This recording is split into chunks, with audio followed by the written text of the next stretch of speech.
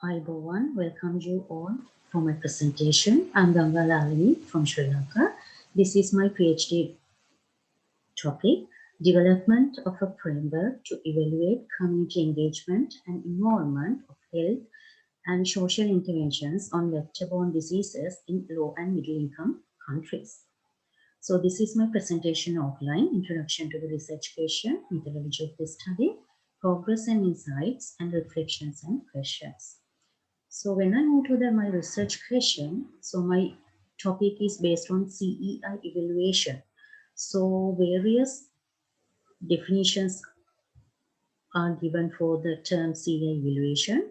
Among them, one is that Ellie et al. In 2020 defined the CEI evaluation as the systematic acquisition and assessment of information to provide useful feedback about patient engagement practices. So in here, it implies the patient engagement.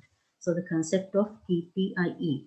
So I think we have to move from this definition mostly focus on CEI, the concept of community engagement and involvement. And also, Anderson and et al. In 2016 pointed out that patient engagement requires a different evaluation approach. So these are the objectives of my study. The general objective of my study is to develop a framework to evaluate community engagement and involvement of health and social interventions on vector-borne diseases in low and middle-income countries. There are three specific objectives. The first specific objective is to review the scope and extent of the use of CEI evaluation in interventions targeted on neglected tropical diseases in global literature. The second specific objective is to develop a framework for CEI evaluation in health and social interventions for vector-borne diseases. And the third specific objective is to validate the framework using a health and social intervention for cutaneous leishmaniasis in Sri Lanka, ECLIPSE. So, gaining my objectives, this is the methodology. It consists of three study components. Study component 1, study component 2, and study component 3. Study component 1 mainly focus on the scoping review.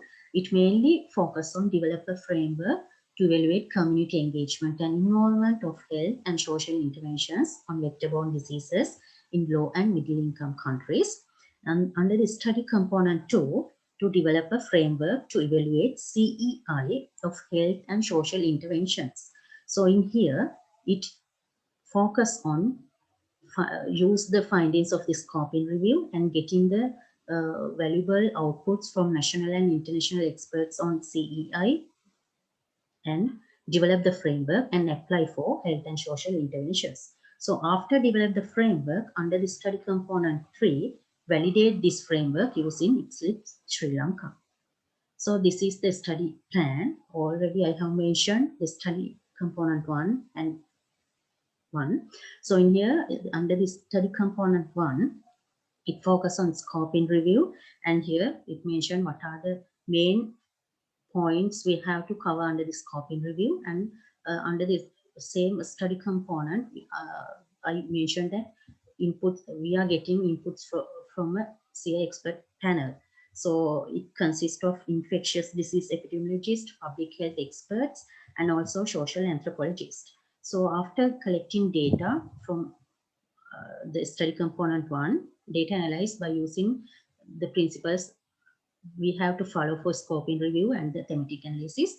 And then under this study component 2, develop the CEI evaluation framework by using qualitative methods and quantitative methods. Under the qualitative methods, participant observation, focus groups, reflective interviews, and document analysis are used, and data analyzed by using thematic and descriptive statistics. And after the study, completing the study component 1 and 2, under the study component 3, the developed CI evaluation framework is validated. So this is the progress and insights. At this moment, the proposal development, and also as the CI evaluator, I'm collecting and compiling data on community engagement and involvement approach in ECLIPSE Sri Lanka.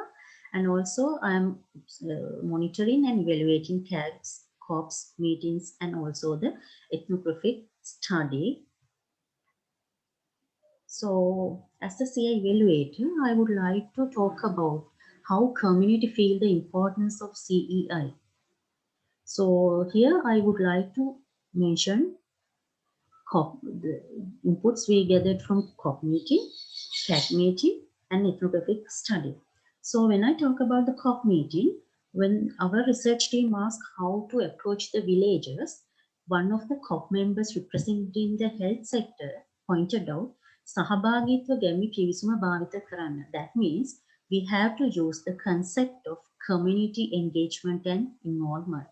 So we have already planned to apply it. So the main fact is it came from the COP members. So the second one is the CAC meeting, which was held at Puakweather. So when we ask about how the study should be carried out, one of the CAG members, Mr. Heshan, told that ගමේ 10 දෙනෙක් ඉන්නවා නම් මේ 10 දෙනාගෙන්ම තොරතුරු ගන්න ඕනේ. හැන්දෑ වරුවේද විද්දේ දවල්ද විද්දේ අපිට madam හොයාගන්න පුළුවන් 10ක් අරගෙන 6ක් කිව්වොත් උදේ වරුවේ කියලා මේ සතා විදින්න කියලා. So it means we should get information from 10 people. If there are 10 people in the village, we can find whether the sandfly bite in the morning or evening by asking a group of people with 10. If they pointed out as morning, we can come to a conclusion, madam. So this also implies that how community feel the importance of the community engagement and involvement. So when due to this COVID-19 pandemic, so we can't stop our research activities. So our team, especially Professor Tilini Agampodi, pointed out that we should carry out our ethnographic study without any delay. So as an alternative method, she pointed out the use of diary method to collect data. So in that regard, one of our research member, Sonali, when she wants to hand over the diaries among the members in her field site, when she informed this message, one of the CAG member, Mr. Vijay, asked, කොයි වගේ sample එකක්ද තෝරගන්න ඉන්නේ diary එක දෙන්න ගමම නියෝජනය වෙන්න හැම පාරෙම එකන ගානේ තෝරගන්න. So it means how you are going to select the sample for giving the diary. Sonal, select all members who represents the village. So it also implies the importance of community engagement for the research studies. So more on these definitions, these feelings, I would like to focus on how we should think about this concept in a broad sense.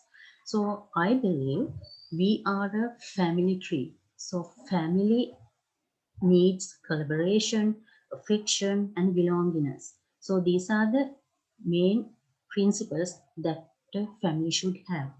So also I saw in different aspects these concepts are involved. So when I talk about the collaboration, so you can see these very nice pictures, Miss Sonali, Mr. Asita, and Miss Hasara. So they are engaging with the community in their day-to-day activities. So it implies the collaboration between the community and the research team. And so when I ask about the affection, so what the other term, yeah, the other word came into your mind? Yes? Yeah, security. Yes. When Asita, Sonali, and Hasara, when they wanted to accommodate facilities in their 3 field sites, when they asked from the CAG members, where are the places that they can get their accommodations, firstly they say this, there should be security. So this implies how they feel us. So it is very important.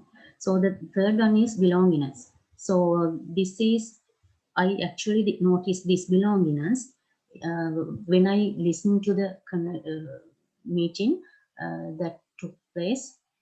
several days ago. Professor Chandani, Professor Kilini, Sonali, Asit and me, Sonali, Hasara and Asita and me were there. So when Professor Chandani asked about the rituals in the field sites, Sonali pointed out that